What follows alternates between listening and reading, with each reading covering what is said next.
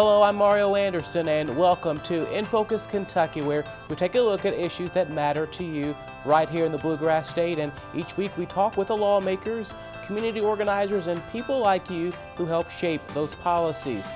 Today we're focusing on the dark world of human trafficking and the concerns that it poses in the state of Kentucky.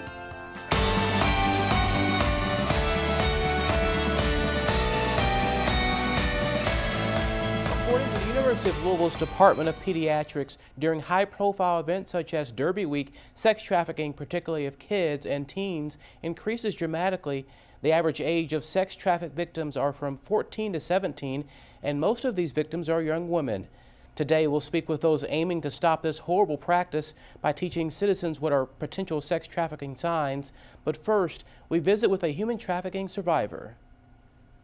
Summer Dickerson says Chicago is where she was born, but she's called Kentucky home for the last 9 years. I don't know, my life's just been pretty crazy and insane and amazing all at the same time. While Summer is committed to making her life better, she says her journey in life has come with its ups and downs. So I've been buried alive, I've been pistol whipped, I've been beat with belts so bad they could barely tell what nationality I was.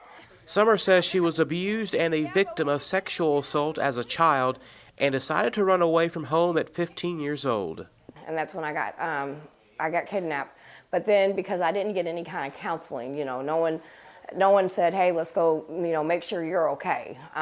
And because of all the abuse, I just thought that's really all I was worth. I thought that people having sex with me or using me was really all I was worth. And I know that that's different now. I know that that's not all that I'm worth. I know that I'm worth so much more. And I just want people to understand, we're not what we've been through. That's not our final destination. That's just the beginning of an amazing future. And that future is fueled by faith, something that led Summer to create Women's Well Ministry, a safe house for women to heal and recover from trauma-induced situations as a result of human trafficking and sexual exploitations. I always tell the girls, you might be a victim when you get on my porch, but once you walk through that door, you're a survivor. And so here we give the girls parenting classes and budgeting classes and cooking classes and sewing classes and anything that'll make them be the women that they were supposed to be before all the trauma happened. Summer says she's had over 40 women come through the recovery house that she has named Esther, and says the services she offers provides programming, support, and sisterhood. For them, to have somebody that's been through the ringer like I've been, there's no one that can ever walk through that door and say, I can't do this, Miss Summer, because I know they can. Because if I can do it, then they can do it, and so that it gives it a different avenue. Summer says her recovery house is just the start of her long-term plan, which includes eventually opening a second house and even offering help to men who are victims of sex exploitation as well. God's doing all the work. I'm just the hot mess that's walking alongside these people, and so to get a front row seat in the transformation is, it's mind-blowing. It's amazing. It's pretty cool. Joining me now is Dr. Jennifer Green, who focuses on child abuse in the University of Louisville's Department of Pediatrics. Dr. Green, thanks so much for joining me today on In Focus Kentucky. Well, thank you so much for inviting me. You bet. And talk about your background and how you decided to want to get involved with this particular field.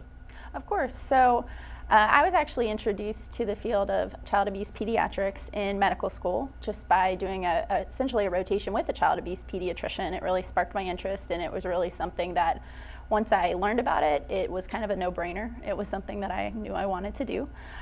So when it came to applying for residencies, which is kind of the training that you do after medical school, I wanted to go to a place that had a child abuse fellowship, which University of Louisville does. Upon going to residency and doing my pediatrics residency at the University of Louisville, I was exposed to many cases of child abuse and neglect, and ended up pursuing a fellowship in child abuse pediatrics at the University of Louisville, where I am now. And talk about that fellowship for people that may not be aware of what a fellowship is, or maybe even a residency at a hospital. Talk to us about that. Yes, so upon graduation from medical school, all physicians have to go through essentially a training program in their specialized field. So to become a child abuse pediatrician, you actually have to do a 3-year residency in pediatrics, and successfully complete that, and then get your board certification in pediatrics, which I've done, to become a board certified general pediatrician, and then you pursue an additional 3 years of fellowship, which is additional medical training in that specialized field, which is child abuse pediatrics. And right now I'm at the University of Louisville Coast Air Charities Division of Pediatric Forensic Medicine, currently in finishing up my first year. And what makes the program that's happening over at the U of L unique compared to other places throughout the state? So the University of Louisville has a lot of resources. We have a lot of individuals that we work with. It's very multidisciplinary. Dr. Melissa Curry is who I train under, and she's done a great job at fostering that multidisciplinary attitude, not only with police and law enforcement, but also with local researchers at the University of Louisville, Kent School of Social Work. There's a lot of survivor-led leadership in Louisville that surrounding the topic of human sex trafficking, which has been really powerful and has led to a lot of further development and insights into what can be done and what needs to be done surrounding that issue. And talk about your role with over at the university and at the hospital, dealing with children who are been affected by this particular issue. Kind of talk to us about what you particularly do there. Yes. So as a child abuse pediatrics fellow, essentially we, as a team, evaluate children who have concerns for possible abuse and neglect. And so abuse can be physical abuse, it can be sexual abuse, it can be emotional abuse, and within sexual abuse, obviously, commercial sexual exploitation or human sex trafficking is a part of that. So essentially, we receive calls from anyone in the state. So that could be a pediatrician a few hours away, that could be CPS, that could be law enforcement. We get a lot of referrals from Norton Children's Hospital because that's essentially the local children's hospital where we are. And oftentimes when we get that referral, it'll be either something that the child has said or some type of interaction that they've had to lead them to concerns for possible human sex trafficking or commercial sexual exploitation. Upon getting that referral, we will essentially make recommendations for a medical evaluation, which can include testing for different sexually transmitted infections or different types of examinations.